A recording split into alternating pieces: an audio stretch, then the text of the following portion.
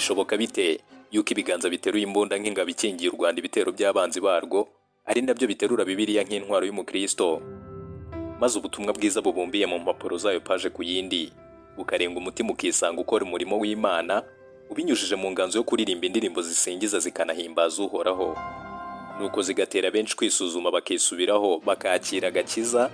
Nawe si ukuba icyamamara arabica biracika binyuze muri izo ndirimbo zakunzwe n'abatari bake zirimo nk'iyitwa Mfashe inanga, indirimbo yisukwiye amashimwe n'izindi.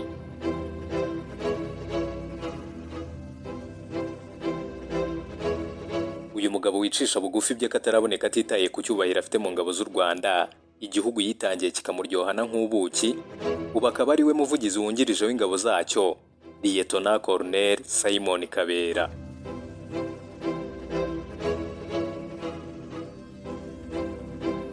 Ngaho rero nimutera agatebe mumfashe dutatura akantu ko kandi amateka y'uyu mugabo w'igitangaza, maze duterera akajisho mu rugendo rw'ubuzima bwe bwuzuyemo inshingano zitoroshye nk'ipfundo ry'umugozi w'inyabutatu.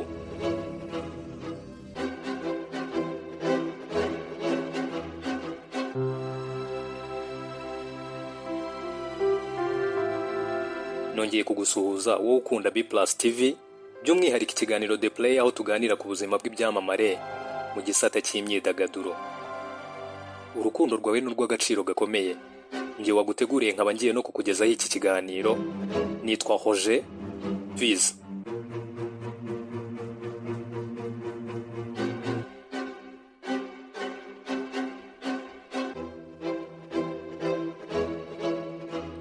Ubundi Liyetona Colonel Simon Kabera yavutse mu 1973 avukira Rugazi muri Uganda. Se umubyara yari umugabo mwiza w'imfura, yari umuyobozi mu bice bimwe byo mu mayaga. Ariko kubera ubutegetsi bubi bwari mu Rwanda butoteza abatutsi, yaje guhungira mu gihugu cy'abaturanyi cya Uganda mu 1962. Nk'impunzi yagombaga gukura amaboko mu mufuka agashaka icyo yakora kizabeshaho umuryango we. Nuko yaje kuba umushumba w'inka z'abatunzi b'i Bugande, kugeza ubwo Simon Kabera yavukaga agasanga isi ari umushumba. Simon Kabera rero mu magambo yagira ati: ariko hamwe n'ubutegetsi bubi bwariho mu Rwanda icyo gihe n'akarengane kari gahari, data yahunze mu 1962, maze njye mvuka ku mubyeyi w'umushumba w'abatunzi b'i Bugande.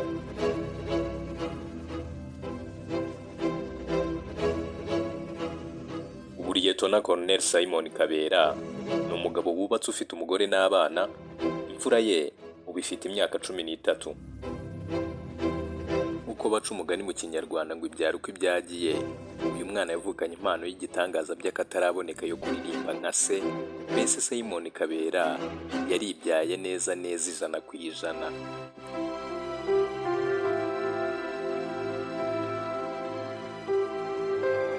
Ni umuntu usanzwe uzwi mu bijyanye n'iyobokamana n'ubuhanzi, ndetse inshuro nyinshi agaragara mu bikorwa byo kuvuga ubutumwa bwiza bw'Imana. Uyu mugabo yigeze kuvuga ati: niba hari ikintu mfite kiruta ibindi, icya mbere ni ukuba ndi umunyarwanda nkaba ndi mu Rwanda, nkaba mfite uburenganzira ko abana banjye bazarukuriramo, abuzukuruza n'ubuvivi bwanjye bazaba mu Rwanda kandi bitwa abanyarwanda. Nuko akomeza agira ati: ikirenze kuri ubu buzima buri hano nuko nakiriye Yesu nk'umwami n'umukiza, nzi ko na nyuma y'ubu buzima hari ikindi gihugu Yesu yagiye kudutegurira tuzabamo. Nuko rero uko nkunda kuzaba mu ijuru, niko mfite urukundo nkunze iki gihugu cy'u Rwanda nk'umunyarwanda mu gihe nkirutuyemo.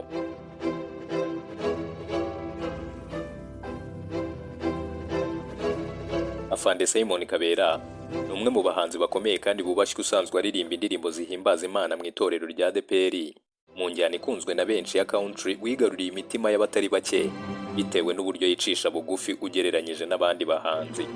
Ni umwe kandi mu bahanzi baminuje mu mashuri makuru n'afite icyubahiro mu ngabo z'u Rwanda, dore ko kuri ubu afite ipeti rya Liyetona Colonel.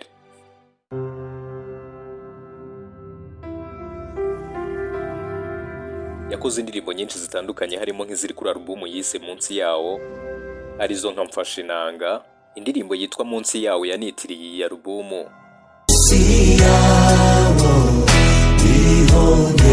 iyo yisukwiza amashimwe hejuru y'ubwenge, turi abana b'Imana n'izindi.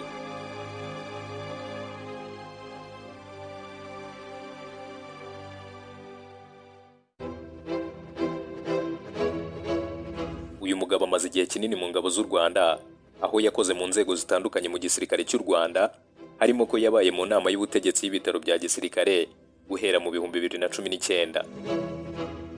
Mbere yaho yagiye mu butumwa bw'amahoro muri Sudani y'Epfo, aribwo bise UNMISS.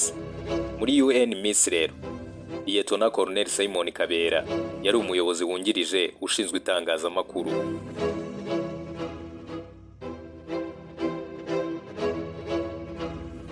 Tariki ya 8 Kamena mu 2023, ku rubuga rwa Minisiteri y'Ingabo z'u Rwanda bashyizeho itangazo rigenewe abanyamakuru rigira riti: Perezida wa Repubulika y'u Rwanda Paul Kagame akaba n'umugabo w'ikirenga w'ingabo z'u Rwanda yagize Lieutenant Colonel Simon Kabera umuvugizi wungirije w'ingabo z'u Rwanda, aho yungirije Brigadier General Ronald Rwivanga.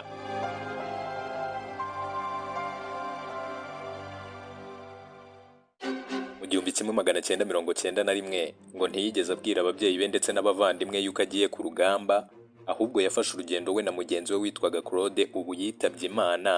Imana ikomeze kumwakira mu bayo. Nuko bajya ku rugamba rwo kubohora igihugu.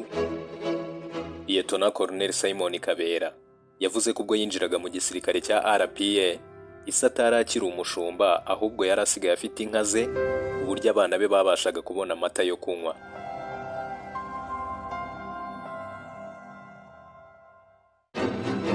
Ati najyanywe n'urukundo rw'igihugu, si inzara. Icya kabiri kandi ni akarengane kari ku banyarwanda bari hanze n'abari mu gihugu. Nahuriyeyo n'abandi bavuye mu ishuri nkanjye. Twafataga icyemezo cyo kuvuga ngo reka tugende twitangira igihugu, ukaza mu Rwanda utazi n'urwo ari rwo. Njye nari ntararubona no muri filime, ariko data yakundaga kuruvuga akarutaka agira ati: u Rwanda ni igihugu cyiza gitemba amata n'ubuki. Nari nzi ko hari ukuntu nk'umusozi, urugero wenda nka mo Kigali, hamanukaho nk'amata n'ubuki, ati acishamo agaseka gake gake. Uyu mugabo ati ubundi mu buto bwanjye, aho nigaga mu mashuri nabaga ndi njyenyine, kandi ndi muto cyane ku buryo banyitaga akanyarwanda.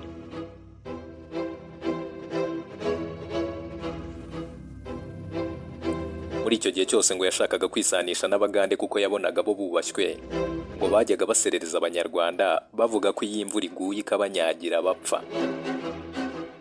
Akomeza agira ati: iyo udafite igihugu nta jambo uba ufite. Bashobora yego kugucumbikira by'akanya gato, ariko akanya kari ko kose kuko atari igihugu cyawe, umuntu arabyuka akakubwira ngo subira aho wavuye, kuko agaciro k'umuntu gashingira ku kuba afite igihugu akomokamo.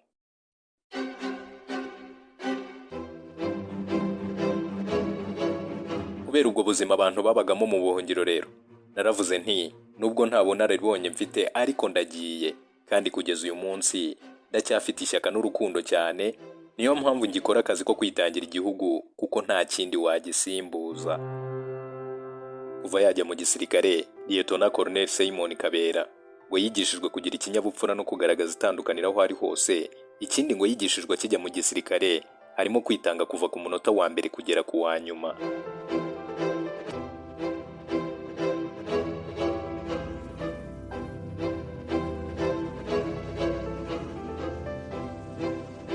Jenoside yakorewe Abatutsi imaze guhagarikwa rero, nibwo yasubiye mu ishuri. Ubu afite masters muri politike n'indi mu mategeko mpuzamahanga, afite kandi n'impamyabumenyi mu bijyanye no gutanga amasoko.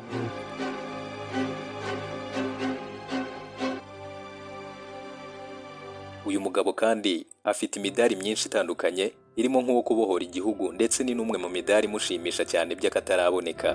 Yigeze kwivugira mu magambo ye agira ati: uyu mudari wo kubohora igihugu cyanjye nzawereka abahungu banjye nibakura.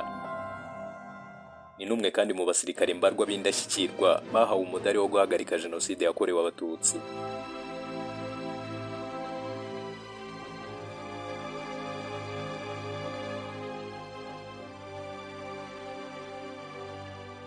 Lieutenant Colonel Simon Kabera kandi yigeze kuvuga ati: niba ukunda ijuru kunda n'igihugu kuko mbere y'uko ujya mu ijuru uzaba muri iki gihugu.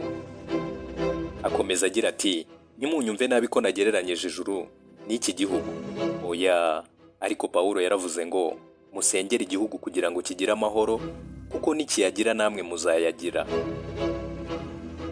Mu bisengesho ryanjye rero ni ukuvuga ngo hazabeho abandi bazadusimbura bafite umutima wo gukunda Imana n'igihugu muri rusange.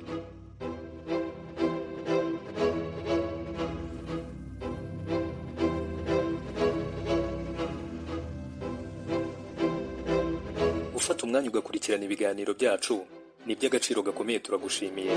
Njye wumvaga nitwa Roger Twiz. Naho uramutse wakunze ibyo nkora, wagaragaza imbamutima zawe unyarukira kuri YouTube channel yanjye ni Twiz Nation, ugakora subscribe, ubundi ukahasanga ibiganiro bindi bitandukanye by'ibyamamare mukunda, iby'amateka ndetse na politike. Naho kuri Instagram ni Roger Twiz. Ciao.